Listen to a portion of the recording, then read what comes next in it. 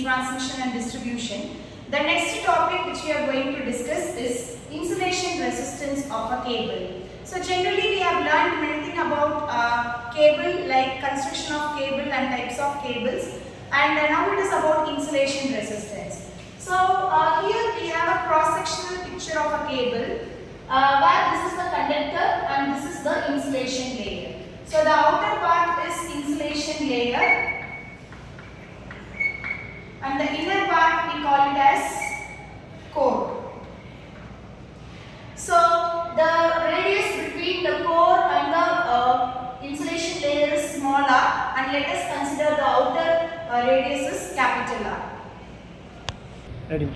So in these cables we will be having a leakage current which passes coaxially towards the conductor. Okay. This is what is the direction of leakage current. This is what is the direction of leakage current. So this value will be keep on varying, and this is not a constant value. So the resistance offered by the cable to the path of the leakage current, which is what we call it as insulation resistance. Ready. Now we are going to calculate the insulation resistance, which we mention it as Ri. Okay, so for that we have to take a base of inner radius and the outer radius. So let us consider small d as the diameter of the core, and let us consider capital D as the diameter of the sheet. So small r be the radius of the inner core and capital R be the radius along with the sheet. So with the help of these data, we are going to derive equation for insulation resistance. So first let us consider the cross-sectional area. The formula for cross-sectional area is surface area into length. So surface area we already know, like 2 pi x into length will give you L. So as we have already said, the insulation resistance that will not be constant, so it will be keep on varying. So we have written it as differentiation with respect to insulation resistance. So we know that R is equal to rho L by A, which is A is 2 pi x and rho. And here we have to note one thing, like when we calculate the insulation resistance of the cable, it is inversely proportional to the length. So this equation is formed with the help of that statement. Calculate insulation resistance, we have two radius, which is small r and capital R. So differentiating with D. So substituting R value, it will be dr value, it will be rho into dx divided by 2 by x into L. So from this we can take a constant value of rho by 2 by L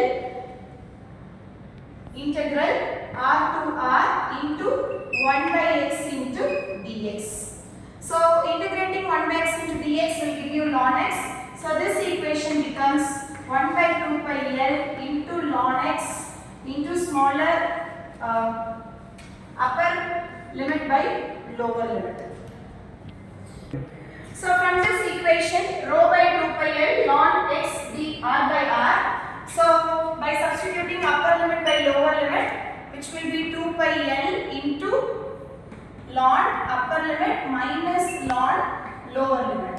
So we know that ln A minus ln B will be ln A by B.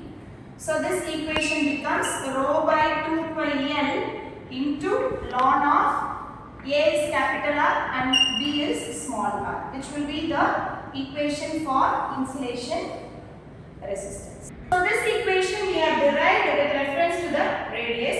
Similarly, when we go with diameter, so the same equation can be written as rho by 2 pi L into ln of capital D by small, which is with respect to diameter.